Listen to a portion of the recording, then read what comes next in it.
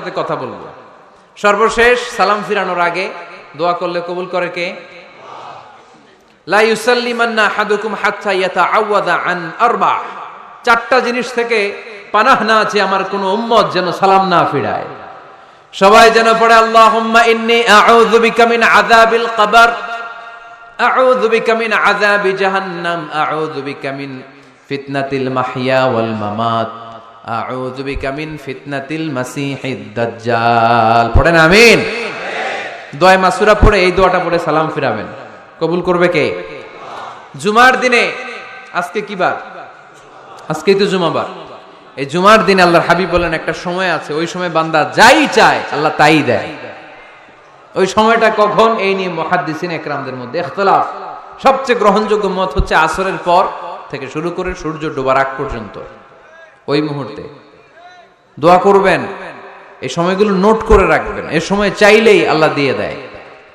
এরপর আল্লাহর হাবিব বললেন কদরের রাত্রে দোয়া করলে কবুল করে কে? আমরা বাংলাদেশে শুধু 27 পালন করি, বাকি 5 দিনের খবর নাই। এরকম আছে না নাই?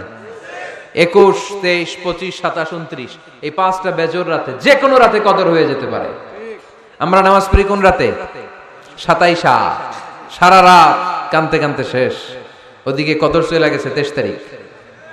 আছে না নাই? হতে পারে। বুদ্ধিমান মুমিনের কাজ হচ্ছে বেজর 5 রাত্রিতে, শেষ দশকের 5 বেজর রাত্রিতে এক সমান তালে ইবাদত করা, যাতে কোনো ক্রমে কদরের বরকত ছুটে না যায়।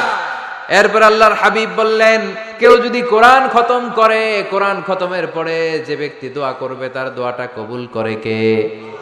মান খাতামাল কোরআন ফালাহু দাওয়া মুস্তাজাবা। কোরআন খতম করার পরে দোয়া করলে আল্লাহ দোয়া কবুল করে। হজের ময়দানে দোয়া করলে কবুল করে কে?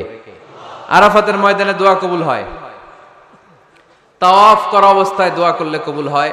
জামজামের পানি খেয়ে মা উ জামজাম লিমা শুরিবালা, যেই নিয়তে জামজামের পানি খায় ওই নিয়ত কবুল করে কে?